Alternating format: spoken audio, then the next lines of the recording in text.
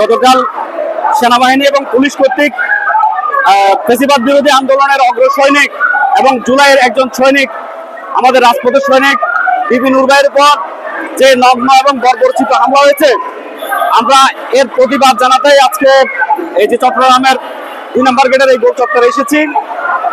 আমরা বিগত সময় দেখেছি ফ্যাসিবাদী সরকারও এভাবে কোন রাজনৈতিক দলের প্রধানের উপর নগ্নভাবে পুলিশ দিয়ে এভাবে প্রকাশ্য দিবালোকে হামলা করার নজির আমরা দেখি নাই। সেই সাহসটি গতকালকে সেনাবাহিনী এবং পুলিশ বাহিনী দেখিয়েছে। এটি সাহস নয়, এটিকে আমরা দুঃসাহস হিসেবে নিচ্ছি এবং গভীর ষড়যন্ত্র হিসেবে নিচ্ছি। কারণ বিপিন উরবাই কোনো তার দলের কোনো কর্মসূচি নিয়ে গতকাল রাজপথে নামে নাই। সে নেমেছিল এই ফ্যাসিস্টের দীর্ঘদিন যে ক্ষমতায় ছিল, ফ্যাসিবাদী রাষ্ট্র কায়েম করেছিল, তার অন্যতম সহযোগী ছিল জাতীয় পার্টি। সেই জাতীয় পার্টিকে বাংলাদেশ থেকে নিষিদ্ধ করার জন্যই আন্দোলন সংগ্রামে নেমেছিল। এটি বাংলাদেশের জনগণের প্রাণের দাবি, বাংলাদেশের এই যে ফ্যাসিবাদ বিরোধীদের প্রাণের দাবি এবং অভ্যুত্থানের অন্যতম স্পিরিট ছিল। কোন ফ্যাসিবাদী শক্তি বাংলার জমিনে রাজনীতি করতে পারবে না। তাহলে জাতীয় পার্টির জিএম কাদেররা কিভাবে এখনো বুক ফুলিয়ে বাংলাদেশের রাজনীতি করেন?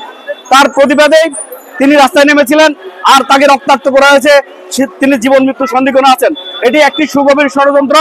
আমরা অবিলম্বে যারা এই হামলার সাথে জড়িত প্রত্যেককে দৃষ্টান্তমূলক শাস্তির আওতায় নিয়ে আসার জন্য ইন্টারিম গভর্নমেন্টের কাছে জোর দাবি জানাচ্ছি এবং এই জাতীয় রংপুর পার্টিকে অবিলম্বে বাংলাদেশ থেকে নিষিদ্ধ সহ সকল 14 দলের সকল দলকে নিষিদ্ধ করার জোর দাবি জানাচ্ছি আজকের এই আন্দোলন কর্মসূচি থেকে।